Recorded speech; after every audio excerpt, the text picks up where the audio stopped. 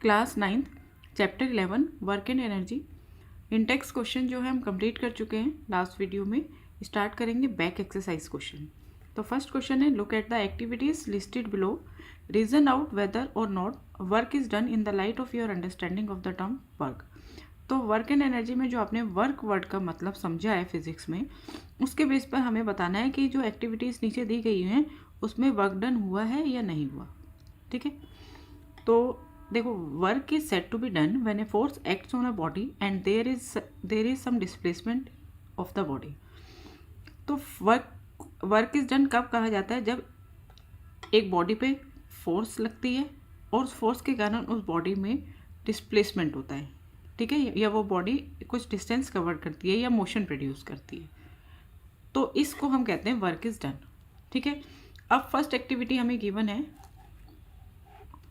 सुमा is swimming in a pond. Suma जो है पॉन्ड में स्विम कर रही है, तो इस केस में वर्क डन हुआ है या नहीं हुआ। While swimming Suma applies a force to push the water backward and Suma swim in the forward direction. Swimming करते समय सुमा जो है वाटर को बैकवर्ड डायरेक्शन में पुश करती है। ठीक है, बैकवर्ड पुश करती है, तो यानी फोर्स लगाती है और ये फोर्स लगाई है और Suma swims in the forward direction में।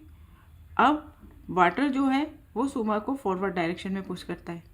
ठीक है, तो डिस्प्लेसमेंट हुआ, फोर्स भी लगी और डिस्प्लेसमेंट भी हुआ। Here the work cause a displacement, hence work is done. तो इसको हम कहेंगे कि वर्क जो है वो हुआ है, लेकिन किस डायरेक्शन में हुआ है, पॉजिटिव हुआ है या नेगेटिव हुआ है, ये भी देखेंगे। सुमा ने फोर्स लगाई इस डायरेक्शन में और वो खुद स्विम हुई इस डायरेक्शन में, है ना। पीछे की तरफ उसने फोर्स लगाई वाटर में और वो आगे की तरफ पुश हुई, तो इस केस में जो वर्क डन हुआ है वो क्या हुआ है, नेगेटिव। ठीक है, फोर्स जिस डायरेक्शन में जा रही है और डिस्प्लेसमेंट जिस डायरेक्शन में हो रहा है, दोनों अपोजिट है ना, तो इस केस में वर्क डन क्या है, नेगेटिव है। Next question, a donkey is carrying load on its back. जब एक डंकी अपने बैक पर लोड लेके जा रहा है, कैरी कर रहा है, तो इस केस में वर्क डन होगा या नहीं होगा। While carrying a load the donkey has to apply force in the upward direction but displacement of the load is in the forward direction. आप देखिए, जब डंकी के ऊपर लोड रखा है तो डंकी जो है जो फोर्स लगा रहा है वो किस डायरेक्शन में लगा रहा है, अपवर्ड डायरेक्शन में, है ना। डंकी से जो लोड पर फोर्स लग रही है वो अपवर्ड डायरेक्शन में लग रही है और डिस्प्लेसमेंट जो हो रहा है लोड का वो फॉरवर्ड डायरेक्शन में हो रहा है। और ऐसे इस डायरेक्शन में फोर्स लग रही है और इस डायरेक्शन में डिस्प्लेसमेंट हो रहा है। तो डिस्प्लेसमेंट क्या है, परपेंडिकुलर है फोर्स पर। इस केस में जब डिस्प्लेसमेंट और फोर्स एक दूसरे पर परपेंडिकुलर हों तो वर्क डन जो होता है वो 0 होता है। Next part, a wind mill is lifting water from A well. एक विंड मिल जो है वो वेल में से पानी निकाल रही है। A wind mill is doing work, तो विंड मिल जो है काम कर रही है। As it is lifting up water from well against the force of gravity. जब भाई यहाँ पे फोर्स लग रही है, विंड मिल जो है फोर्स लगा रही है, ठीक है, और पानी जो है उसमें मोशन प्रोड्यूस हो रहा है, वो बाहर आ रहा है, तो इसमें भी हम क्या कहेंगे, work is done. D part, a green plant is carrying out photosynthesis. तो ग्रीन प्लांट जब फोटोसिंथेसिस करते हैं तो इसमें कोई वर्क डन नहीं होता, क्योंकि ना तो कोई फोर्स लगती है और ना ही कोई मोशन या डिस्टेंस कवर्ड होता है। ठीक है, तो work is not done here. An engine is pulling a train. तो देखो, ये इंजन हो गया और इंजन के पीछे जो वैगन्स होते हैं इन्हें हम ट्रेन कहते हैं। जो ये डब्बे होते हैं ना, इन्हें हम ट्रेन कहते हैं। तो जब इंजन जो है फोर्स लगाएगा तो ये जो वैगन्स हैं ये आगे की तरफ बढ़ेंगे। ठीक है, तो इसको हम क्या कहेंगे, work is done in this case. An engine is doing work because an engine applies force. तो इंजन के थ्रू फोर्स लग रही है, due to which the train moves. तो ट्रेन जो है वो मूव कर रही है। ठीक है, तो इसमें work is done. Food grains are getting dried in the sun. Food grain जो है सन में ड्राई हो रहे हैं, तो इसमें कोई वर्क डन नहीं हो रहा, क्योंकि ना तो कोई फोर्स लग रही है और ना ही कोई मोशन प्रोड्यूस हो रहा है। So work is not done here. G part, a sail boat is moving due to wind energy. Wind energy के कारण सेल बोट जो है वो मूव कर रही है। When sail boat moves work is set to be done because wind is applying force. Wind जो है फोर्स अप्लाई कर रही है, which produce motion in the sail boat, जिसके कारण सेल बोट में मोशन प्रोड्यूस हो रहा है। तो ये भी क्या है, यहाँ पे भी क्या होगा, जैसे विंड इस तरफ चल रही है तो सेल बोट भी इसी डायरेक्शन में मूव करेगी, तो यहाँ पे वर्क डन होगा कौन सा, पॉजिटिव। ठीक है, दोनों की डायरेक्शन सेम है। Second question, an object thrown at a certain angles to the ground moves in a curve path and fall back to the ground. एक ऑब्जेक्ट को एक एंगल से ग्राउंड पे फेंका गया, इसने कर्व पाथ कवर किया और ग्राउंड पर वापस आ गया। The initial and the final points of the path of the object lie on the same horizontal line. तो इनिशियल पॉइंट ए ले लो, फाइनल पॉइंट बी ले लो, ये एक ही हॉरिजेंटल लाइन पर लाई कर रही है। What is the work done by the force of gravity on the object. तो फोर्स ऑफ ग्रेविटी के कारण ऑब्जेक्ट ने कितना वर्क डन किया, ये बताना है हमें। देखिए, work done by the force of gravity on an object depend only on vertical displacement. तो फोर्स ऑफ ग्रेविटी के कारण एक ऑब्जेक्ट कितना वर्क डन करता है वो डिपेंड करता है उसके वर्टिकल डिस्प्लेसमेंट पर। तो यहाँ पर तो कोई वर्टिकल डिस्प्लेसमेंट हुआ ही नहीं, ऑब्जेक्ट यहाँ था और यहीं आ गया। ठीक है, तो यहाँ पे कोई वर्टिकल डिस्प्लेसमेंट नहीं हुआ, but there is no displacement in vertical direction, so the work done is zero. क्योंकि वर्क डन बाय ग्रेविटी क्या होता है, W is equal to mgh। ठीक है, मास इंटू ग्रेविटी, और जो h है वो क्या शो करता है, हमारा वर्टिकल डिस्प्लेसमेंट, और इस केस में वर्टिकल डिस्प्लेसमेंट क्या है, जीरो है। तो h की वैल्यू जीरो पुट करेंगे तो वर्क डन पूरा क्या हो जाएगा, 0 जूल। तो क्वेश्चन है, अ बैटरी लाइट से बल्ब। एक बल्ब जो है एक बैटरी से जब जलता है, describe the energy changes involve in the process. तो इस प्रोसेस में कौन कौन सी एनर्जी चेंजेस इन्वॉल्व होते हैं वो हमें बताना है। अब बैटरी कंटेन्स केमिकल, एक बैटरी के अंदर केमिकल्स होते हैं। ठीक है, 2 इलेक्ट्रोड्स होते हैं, कैथोड और एनोड, और केमिकल्स होते हैं। तो केमिकल्स में केमिकल एनर्जी हो गई, केमिकल्स है तो मतलब केमिकल एनर्जी है। तो सबसे पहले ये केमिकल एनर्जी जो है बैटरी में वो कन्वर्ट हो जाती है इलेक्ट्रिकल एनर्जी में। ठीक है, फिर इन द बल्ब के अंदर ये इलेक्ट्रिकल एनर्जी जो है बल्ब से ये कन्वर्ट हो जाती है हीट एनर्जी में, और उसके बाद फिर लाइट एनर्जी में। So the energy changes are chemical energy converted into electrical energy in a battery, और electrical energy change into heat energy, then in light energy in a bulb. Fourth question, certain force acting on a 20 kg मास। तो कुछ force है जो एक 20 kg मास पर लग रही है। Change its velocity from 5 metre per second to 2 metre per second. वो फोर्स जो है इस ऑब्जेक्ट की वेलोसिटी को 5 मीटर पर सेकेंड से 2 मीटर पर सेकेंड चेंज कर देती है। Calculate the work done by the force. तो कितना वर्क डन हुआ इस फोर्स से, ये हमें कैलकुलेट करना है। तो देखो, मास दे रखा है, इनिशियल वेलोसिटी गिवन है, फाइनल वेलोसिटी गिवन है। ठीक है, तो पहले हम इनिशियल काइनेटिक एनर्जी और फाइनल काइनेटिक एनर्जी कैलकुलेट करेंगे। तो initial kinetic energy is, kinetic energy क्या होती है, हाफ mv²। तो इनिशियल है तो u² लिख दिया हमने। ठीक है, वेलोसिटी को शो कर रहा है uv, मास 20 और u 5, तो 5 × 5, यह आ गया 10, 5 5 25, 250 जूल। ये हो गई इनिशियल काइनेटिक एनर्जी। अब निकाल लेते हैं final kinetic energy. Half mv² final velocity ली हमने, हाफ मास 20 kg है और फाइनल वेलोसिटी है 2, तो 2 × 2, यहाँ पे आ गया 10, 2 2 4, 4 × 10, 40 जूल। फाइनल काइनेटिक एनर्जी आ गई 40 जूल। ठीक है, और वर्क डन किसके इक्वल है, वर्क डन कितना होगा, work done by force is equal to change in kinetic energy, change in kinetic energy. तो चेंज इन काइनेटिक एनर्जी क्या होगा, final kinetic energy minus initial kinetic energy. ठीक है, final kinetic energy 40 joule minus initial kinetic energy 250 joule. तो कितना हो गया work done, -210 joule. Fifth question, an object of mass 10 kg is at a point A on the table. हमने एक table बनाया, इस पर एक पॉइंट लिया ए, इस पर एक ऑब्जेक्ट रखा है जिसका मास है 10 kg। It is move to a point B. इसको मूव, ये ऐसे मूव करता है इस डायरेक्शन में, बी पॉइंट पर आ गया, यही ऑब्जेक्ट यहाँ पर आ गया। ठीक है, if the line joining A and B is horizontal. अब ये जो लाइन है ए बी, ठीक है, यहाँ पे पहले ए पॉइंट था, यहाँ पे बी पॉइंट था, ये जो है एक हॉरिजेंटल लाइन है। What is the work done on the object by the gravitational force? Explain your answer. तो ग्रेविटेशनल फोर्स के थ्रू ऑब्जेक्ट पर कितना वर्क डन हुआ, ग्रेविटेशनल फोर्स ने ऑब्जेक्ट पर कितना वर्क डन किया, ये हमें फाइंड करना है। तो देखो यहाँ पे फोर्स जो है वो ग्रेविटेशनल फोर्स है, ठीक है। तो ग्रेविटेशनल फोर्स किस डायरेक्शन में लगती है, ऐसे लग रही है। ऑब्जेक्ट यहाँ था, ये किस डायरेक्शन में मूव कर रहा है, इस डायरेक्शन में, है ना, यहाँ से यहाँ आ गया, ठीक है। Here force is gravitational force which is in downward direction but the displacement of the body is in horizontal direction. तो ये हो गया डिस्प्लेसमेंट यानी कि direction of motion and direction of force. ये दोनों, इन दोनों के बीच में जो एंगल है ये क्या है, 90 डिग्री है, ठीक है। Since the angle between force and displacement is 90 degree, जब भी 90 डिग्री एंगल होता है तो वर्क डन क्या होता है, 0 होता है। सो the work done on the object by the gravitational force is 0। तो स्टार्ट करेंगे क्वेश्चन नंबर 6। तो क्वेश्चन है the potential energy of a freely falling object decreases progressively.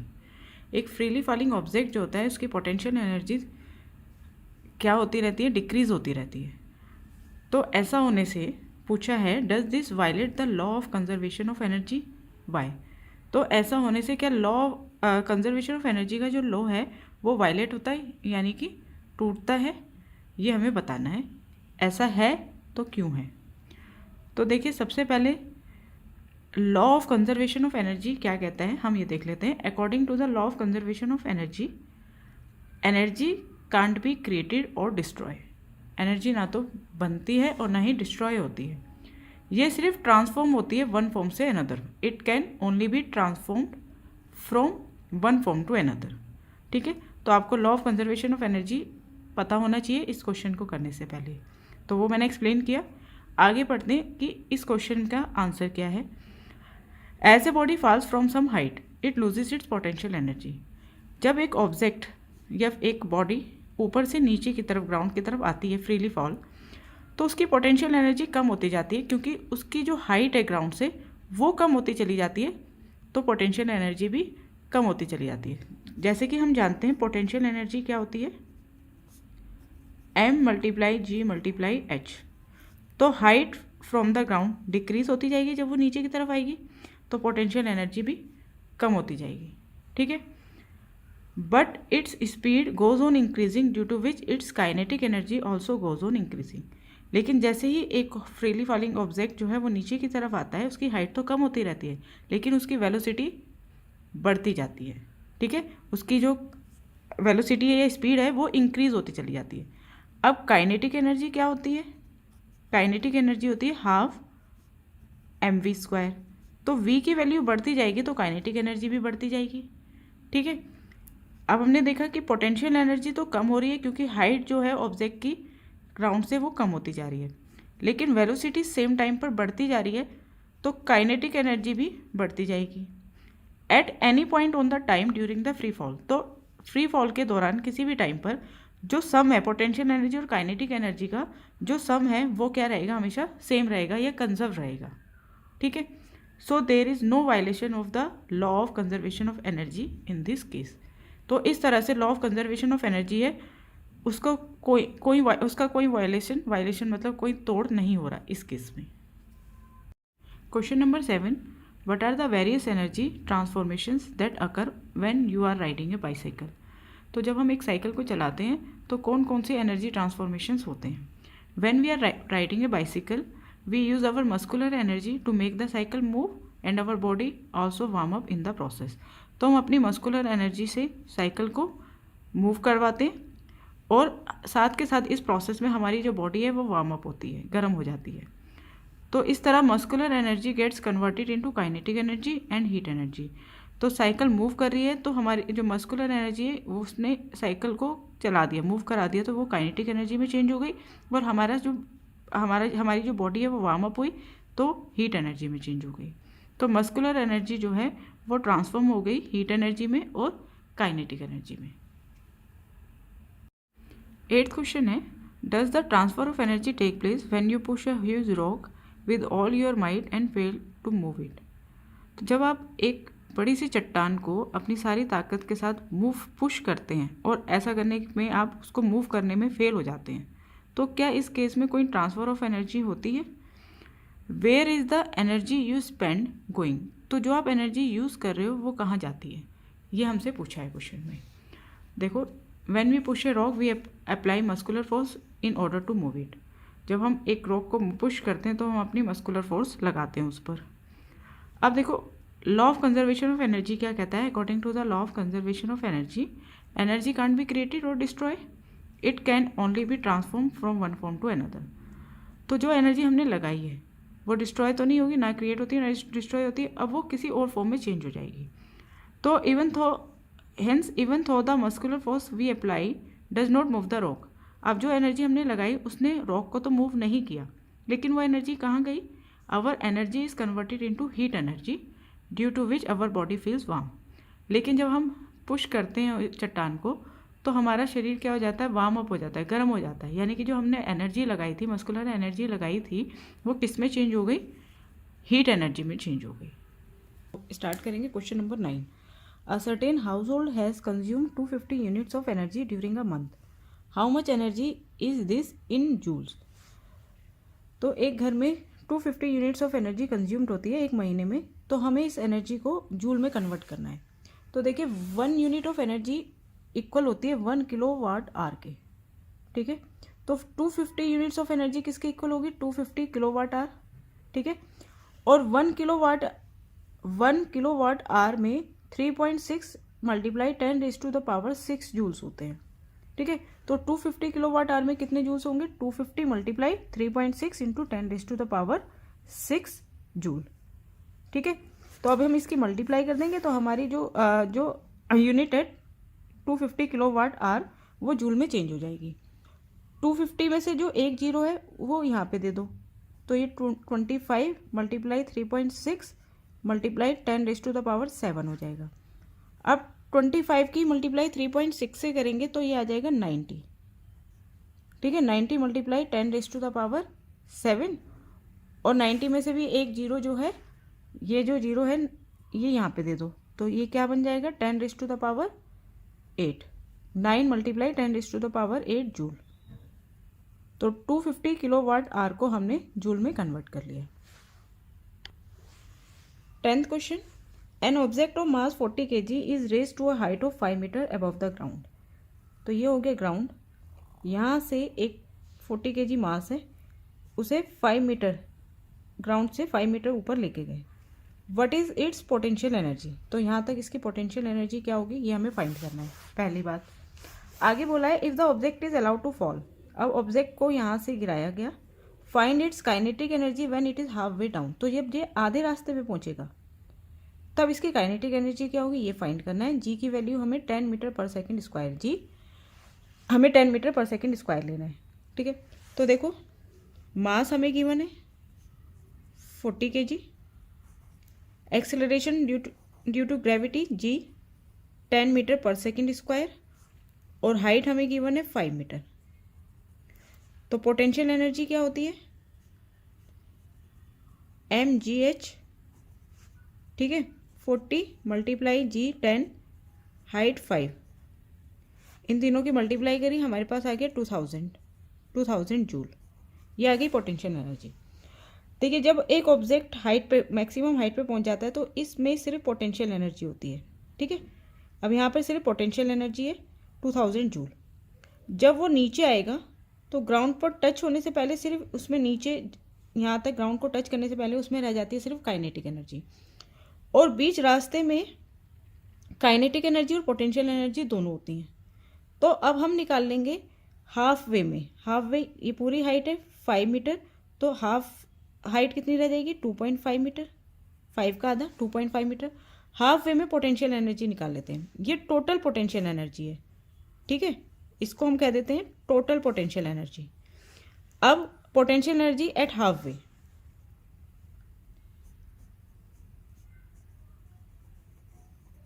At half way potential energy कितनी हो जाएगी? फॉर्मूला यही m into जी into H. मास 40 kg रहेगा, gravity 10, और हाइट अब हम लेंगे 2.5, ठीक है। तो इन सबका प्रोडक्ट आ गया 1000 जूल। तो हाफ वे में पोटेंशियल एनर्जी कितनी है? 1000 जूल। अब देखो टोटल पोटेंशियल एनर्जी कितनी होगी? Kinetic energy at half way and potential energy at half way. तो यहाँ पर आप ये लिख दीजिए potential energy at half way plus kinetic energy at half way. अब हमें टोटल पोटेंशियल एनर्जी मालूम है 2000, potential energy at half way मालूम है 1000 जूल। ठीक है, तो kinetic energy at half way निकालना है हमें कि आधे रास्ते में काइनेटिक एनर्जी कितनी होगी। ठीक है, इसी क्वेश्चन को सॉल्व कर देते हैं। तो kinetic energy at halfway is equal to 2000, ये 1000 इधर माइनस में चला जाएगा तो 2000 माइनस 1000 बचेगा, तो कितनी हो जाएगी 1000 जूल।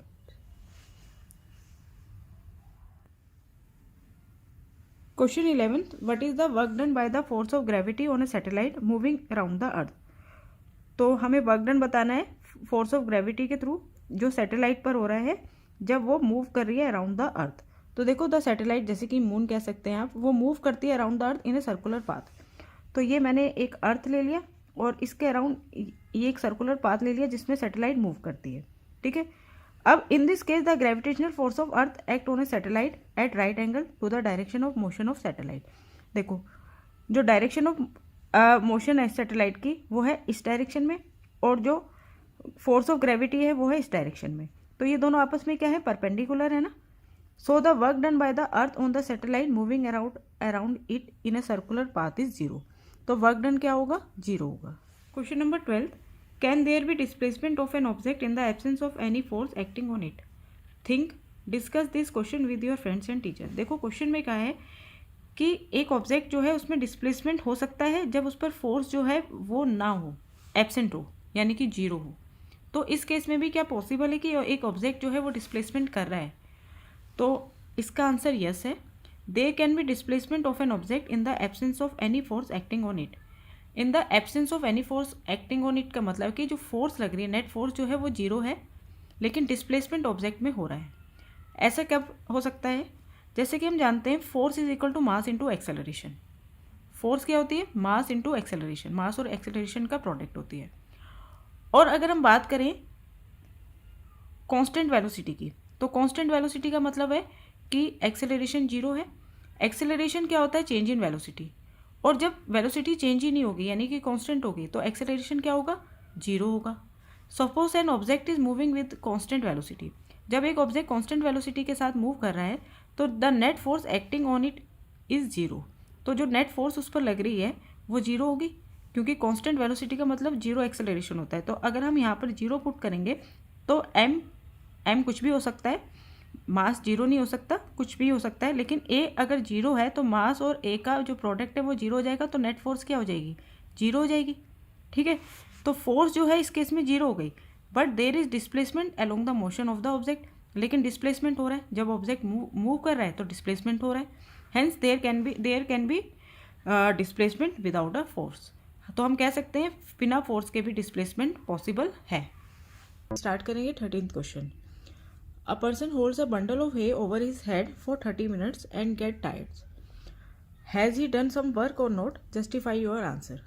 तो एक पर्सन है जो 30 मिनट्स तक अपने हेड पर, अपने सिर पर एक बंडल हे का मतलब एक तरह हे इस कहते हैं गाय का जो चारा होता है उसे कहते हैं, उसका बंडल अपने सिर पर लेके खड़ा है और वो टायर्ड हो गया, थक गया।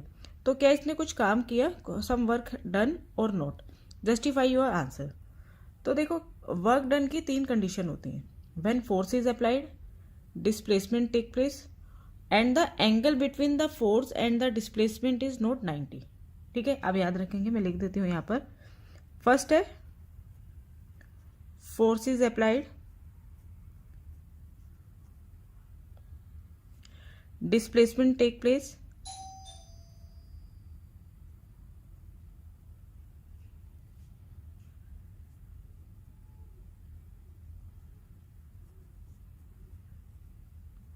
और तीसरी the angle between force and displacement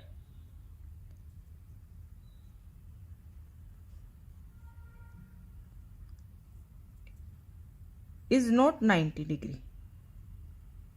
मतलब फोर्स ऐसे लग रही है और डिस्प्लेसमेंट ऐसे हो रहा है, तो इन दोनों के बीच में एंगल जो है 90 डिग्री नहीं होना चाहिए। फोर्स लगनी चाहिए, डिस्प्लेसमेंट होना चाहिए, और फोर्स और डिस्प्लेसमेंट के बीच में एंगल जो है 90 डिग्री नहीं होना चाहिए। तो ये 3 कंडीशन जरूरी हैं। अगर ये 3 कंडीशन है तभी हम कहते हैं वर्क इज डन। ठीक है। When a person holds a bundle of hay over his head he applies force to hold it. तो उसने फोर्स तो अप्लाई करी है उसको पकड़ने के लिए, but there is no displacement, लेकिन कोई डिस्प्लेसमेंट नहीं हुआ। Since the displacement is zero no work is done. अब कोई डिस्प्लेसमेंट नहीं है तो वर्क डन क्या है, जीरो है। 14th question, an electric heater is rated 1500 what, how much energy does it use in 10 hours. एक इलेक्ट्रिक हीटर है जिसकी पावर हमें गिवन है 1500 वॉट, तो वो कितनी एनर्जी यूज करेगा या कंज्यूम करेगा 10 आवर्स में। तो पावर हमें 1500 वॉट गिवन है, वॉट को हमने किलोवाट में चेंज कर लिया अपॉन 1000 करके। ठीक है, तो ये बन गया 1.5 किलोवाट। टाइम हमें 10 आवर्स गिवन है। पावर होती है एनर्जी यूज या energy consumed upon time taken. अब यहाँ पे हमें पावर गिवन है 1.5 किलोवाट, एनर्जी कंज्यूम्ड हमें निकालना है, और टाइम टेकन है 10 आवर। क्रॉस मल्टीप्लाई करेंगे तो एनर्जी कंज्यूम्ड आ जाएगा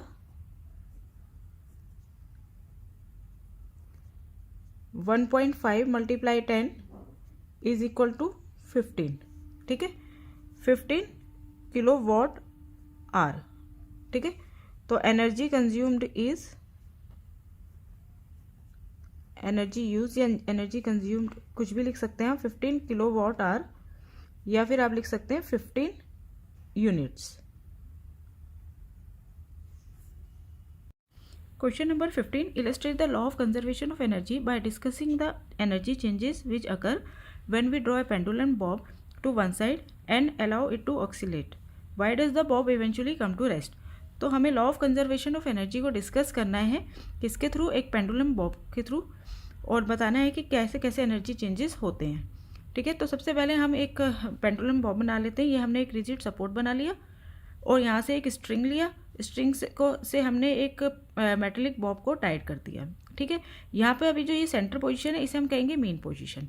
अब ये बॉब जो है ये स्विंग करेगा बी से सी पोजीशन के बीच में। ठीक है, अब जब ये ए पोजीशन पे था तो इसमें पूरी की पूरी जो एनर्जी थी वो थी काइनेटिक एनर्जी। ठीक है, यहाँ पर अब जब हम इसको पुल्ड करके बी पोजीशन पे ले जाएंगे, तो जब बी पोजीशन पे लेके जाएंगे ड्यू टू हायर पोजीशन, तो उसमें आ जाएगी पूरी पूरी पोटेंशियल एनर्जी। ठीक है, अब जब बी पोजीशन से जब हम उसको रिलीज़ करेंगे तो जब वो नीचे की तरफ आएगा, ए पोजीशन की तरफ आएगा, तो इसकी पोटेंशियल एनर्जी कम होती चली जाएगी और काइनेटिक एनर्जी बढ़ती जाएगी, और ए पोजीशन पर आकर उसमें सिर्फ काइनेटिक एनर्जी रह जाएगी। अब जब वो ए से सी की तरफ बढ़ेगा तो काइनेटिक एनर्जी कम होती चली जाएगी और पोटेंशियल एनर्जी बढ़ती जाएगी।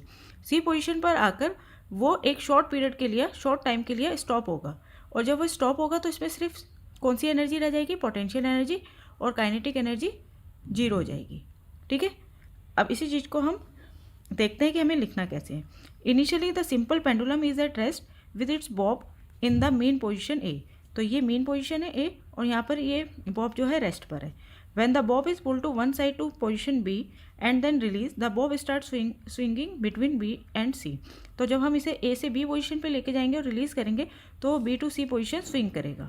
ठीक है, when the pendulum bob is at position B, जब वो B पोजीशन पे आएगा it has only potential energy। ठीक है, अब when the bob reach the center position A, it has only kinetic energy, और जब A पोजीशन पे आएगा तो उसमें सिर्फ होगी काइनेटिक एनर्जी। अब देखिए, as the bob start moving down from position B, जैसे ही वो बी से नीचे आना शुरू होगा ए पोजीशन की तरफ, तो इसमें जो पोटेंशियल एनर्जी थी वो डिक्रीज होनी शुरू होगी और काइनेटिक एनर्जी इंक्रीज होनी शुरू होगी। ठीक है, and as the bob goes from position a toward position c, और जैसे ही वो ए से सी की तरफ जाएगा तो इसकी काइनेटिक एनर्जी डिक्रीज होनी शुरू होगी और पोटेंशियल एनर्जी इंक्रीज होनी शुरू होगी। ठीक है, on reaching the position C the bob stop, C position पे आके बॉब स्टॉप हो जाएगा for short time, so at position C the bob has only potential energy. तो सी पोजीशन पे उसमें सिर्फ पोटेंशियल एनर्जी होगी। तो हमने क्या कंक्लूज किया इससे, हमारा कंक्लूजन क्या हुआ है इस सारे डायग्राम से? From the above discussion we conclude that at the extreme position b and c, b और सी पोजिशन में all the energy of bob is potential, b और सी पोजिशन पे सिर्फ पोटेंशियल एनर्जी थी, and at the centre position a position पे all the energy of the bob is kinetic energy, और a position पे जो energy थी वो सिर्फ काइनेटिक एनर्जी थी, and at all the intermediate position the energy of bob is partially potential and partially kinetic, जबकि बीच रास्ते में जो एनर्जी है वो क्या थी, आधी पोटेंशियल थी और आधी काइनेटिक थी। But the total energy of the swimming pendulum Bob at any instant of time remains the same, लेकिन टोटल एनर्जी जो है पेंडुलम की वो सेम रही पूरे टाइम। ठीक है, अब लास्ट में ये भी पूछा है कि इवेंचुअली वो रेस्ट पर क्यों आ गया। The swimming pendulum bob eventually comes to rest because it loses energy due to air resistance acting on the bob. Pendulum bob पे जो एयर रेजिस्टेंस लग रहा है उससे धीरे धीरे उसकी एनर्जी लूज होती जा रही है। किसमें लूज होती जा रही है? हीट एनर्जी और साउंड एनर्जी में, जो इन्वायरमेंट में चला गया, और धीरे धीरे स्विमिंग पेंडुलम जो है वो किस पे आ जाएगा? रेस्ट पे आ जाएगा। तो स्टार्ट करेंगे question number 16। An object of mass m is moving with a constant velocity v, how much work should be done on the object in order to bring the object to rest. एक object है जिसका मास m given है और उसकी constant velocity है v। ठीक है, तो ये पूछा है कि उस ऑब्जेक्ट को रेस्ट पे लाने के लिए उस ऑब्जेक्ट पर कितना वर्क डन होगा। तो हमें वर्क डन फाइंड करना है। देखो, मास हमें गिवन है m, इनिशियल वेलोसिटी हमें गिवन है v, तो इनिशियल काइनेटिक एनर्जी कितनी होगी? Half mv²। ठीक है, अब क्योंकि वो ऑब्जेक्ट फाइनली रेस्ट पर आ गया तो फाइनल वेलोसिटी क्या होगी? 0। अगर वेलोसिटी 0 हो जाएगी तो फाइनल काइनेटिक एनर्जी भी क्या हो जाएगी?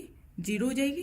ठीक है, और वर्क डन क्या होता है? वर्क डन होता है चेंज इन काइनेटिक एनर्जी। तो change in kinetic energy means final kinetic energy minus initial kinetic energy. ठीक है, फाइनल काइनेटिक एनर्जी हमारी 0 आई है, माइनस इनिशियल काइनेटिक एनर्जी थी हाफ mv², तो 0 minus half mv² minus half mv², इतना work done होगा उस ऑब्जेक्ट को रेस्ट पे लाने में। अब ये माइनस साइन क्या दिखा रहा है? माइनस जो है ये शो कर रहा है कि वर्क डन जो है नेगेटिव हुआ है। नेगेटिव कब होता है? जब जिस डायरेक्शन में डिस्प्लेसमेंट हो रहा है उसके अपोजिट डायरेक्शन में फोर्स एक्ट कर रही है। Question 17, calculate the work required to be done to stop a car of 1500 kg moving at a velocity of 60 kilometre per our.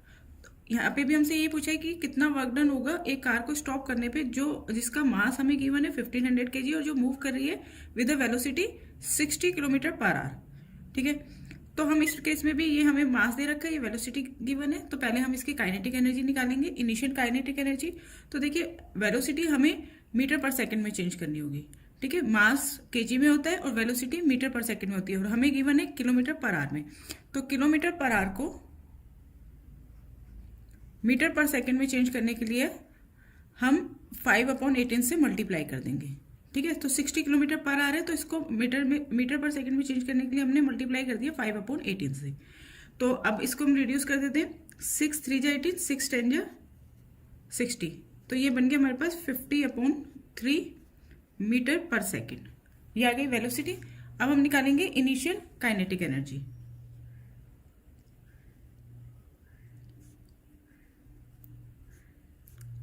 Half mv², ये होता है फॉर्मूला। हाफ मास है हमारे पास 1500 और वेलोसिटी आ गई 50/3, स्क्वायर है तो 2 टाइम्स लिखेंगे, 50/3 मल्टीप्लाई 50/3। ठीक है, इसको कैलकुलेट कर लेते हैं। इस 2 से कट करेंगे, ये आ जाएगा 750। यहाँ 3 से कट करेंगे तो ये बन जाएगा 250। ठीक है, ये हो गया 250 मल्टीप्लाई 5 5 जा 25, ये हो गया 2500।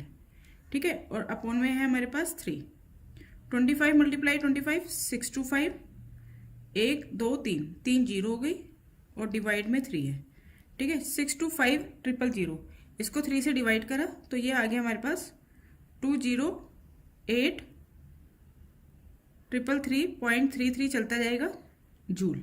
तो ये आ गई हमारे पास kinetic energy, initial kinetic energy. अब यहाँ पर फाइनल वेलोसिटी कितनी है?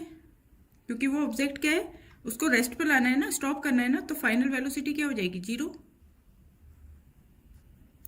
फाइनल वेलोसिटी 0 हो जाएगी तो फाइनल काइनेटिक एनर्जी भी हमारी जीरो हो जाएगी। जब हाफ एम वी स्क्वायर में वी की वैल्यू जीरो पुट करेंगे तो फाइनल काइनेटिक एनर्जी भी क्या हो जाएगी, जीरो हो जाएगी।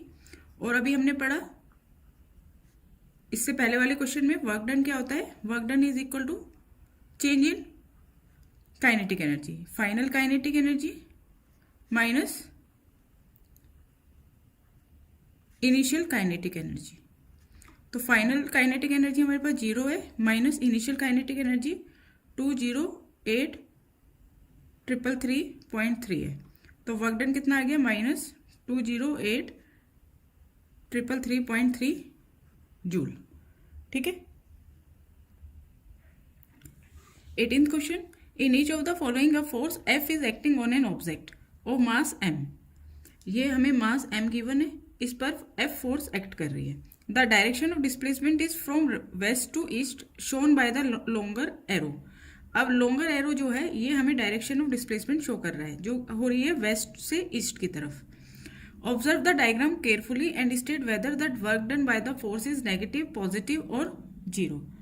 अब हमें इन डायग्राम को देखकर बताना है कि जो वर्क डन हो रहा है वो नेगेटिव है या पॉजिटिव है या जीरो है। ठीक है। अब फर्स्ट केस देखिए, इस केस में फोर्स इस तरफ लग रही है और डायरेक्शन ऑफ डिस्प्लेसमेंट इस डायरेक्शन में है। ठीक है। In the first case the direction of force F and the direction of displacement are at right angle to each other. ये दोनों एक दूसरे पे क्या है, परपेंडिकुलर है, राइट एंगल है। तो वर्क डन क्या होगा इस केस में, जीरो होगा। ठीक है। सेकेंड केस देखिए, फोर्स इस डायरेक्शन में और डायरेक्शन ऑफ डिस्प्लेसमेंट भी यही है। ठीक है, दोनों की डायरेक्शन सेम है ना, तो वर्क डन क्या होगा इस केस में, पॉजिटिव होगा। In the second case the displacement is in the direction of force F, so the work done is positive. और थर्ड केस में, in the third case the force F acts in the direction opposite to the direction of displacement. देखो displacement इस direction में हो रहा है और force act कर रही है इस डायरेक्शन में, अपोजिट डायरेक्शन में। ठीक है, डायरेक्शन ऑफ डिस्प्लेसमेंट जो है उसके अपोजिट डायरेक्शन में फोर्स एक्ट कर रही है, तो इस केस में वर्क डन क्या होगा, नेगेटिव होगा। Question number 19, Soni says that acceleration in an object could be zero even when several forces are acting on it, do you agree with her, why. तो एक ऑब्जेक्ट है, उस पर बहुत सारी फोर्सेस लग रही हैं, उसके बाद भी उसमें जो एक्सेलरेशन है, उस ऑब्जेक्ट का जो एक्सेलरेशन है वह जीरो है। क्या ऐसा हो सकता है, और हमें रीज़न बताना है क्या ये पॉसिबल है और क्यों। Yes I agree with her, तो ये पॉसिबल है, हम सोनी से सहमत हैं। This is because when equal and opposite forces act on an any object then they cancel each other so that the external force experience by the object is zero. Suppose कीजिए ये एक object है, इस object में एक force लग रही है इस डायरेक्शन में, एक फोर्स लग रही है इस डायरेक्शन में। ये दोनों फोर्स इक्वल हैं और अपोजिट इन डायरेक्शन है, तो ये दोनों एक दूसरे को कैंसिल कर देंगी। सिमिलरली यहाँ से एक फोर्स लग रही है और यहाँ से फोर्स लग रही है, ये दोनों फोर्स भी इक्वल हैं और अपोजिट इन डायरेक्शन है, तो ये एक दूसरे को कैंसिल कर देंगी। तो नेट फोर्स जो इस ऑब्जेक्ट पर लग रही है वो क्या लग रही है, जीरो लग रही है। ठीक है, जिसे हम बैलेंस फोर्स कहते हैं। इस केस में फोर्स, नेट फोर्स जो है जीरो है, और हमें मालूम है फोर्स क्या होती है, मास इंटू एक्सेलरेशन। तो अगर नेट फोर्स जीरो है, जब फोर्स जीरो होगी तो एक्सेलरेशन भी जीरो ही होगा, क्योंकि मास कभी जीरो नहीं हो सकता। ठीक है। Next question, find the energy in kilowatt hour consumed in 10 hours by 4 devices of power 500 watt each. हमें निकालना है एनर्जी कंज्यूम्ड 4 डिवाइस के थ्रू, जिनकी पावर कितनी दे रखी है, 500 वाट। एक डिवाइस की पावर है 500 वाट, पावर ऑफ वन डिवाइस 500 वाट। तो ऐसे 4 डिवाइस हैं, तो 4 डिवाइस की पावर कितनी हो जाएगी, 500 इंटू 4 2000 वाट। ठीक है, पावर को हमने चेंज कर लिया किलोवाट में, डिवाइडेड बाय 1000 करके, तो 2000 अपॉन 1000 आ गया 2 किलोवाट। ये हो गई हमारे पास पावर। टाइम हमें गिवन है 10 आवर्स। पावर क्या होता है, power is equal to energy consumed upon time taken. तो पावर हमारे पास है 2 किलोवाट। एनर्जी कंज्यूम्ड हमें निकालना है,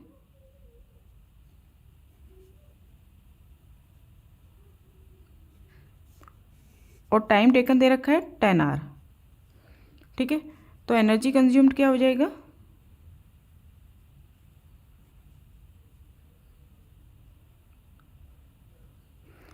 इन दोनों की मल्टीप्लाई हो जाएगी, क्रॉस मल्टीप्लाई समझ लीजिए आप, इन दोनों की मल्टीप्लाई हो जाएगी, तो 2 × 10 20 किलोवाट आवर एनर्जी कंज्यूम्ड आ गया 20 किलोवाट आवर। 20 किलोवाट आवर को आप लिख सकते हैं 20 यूनिट्स।